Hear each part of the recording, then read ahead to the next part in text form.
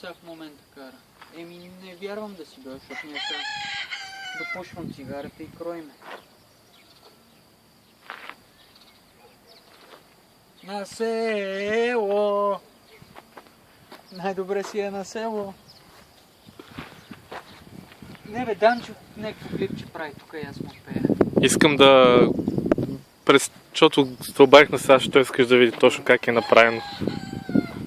Еми, мръчкаво е такова, се гъбите, да. Топло е. Аре. Какво бе? Що пееш на село, а?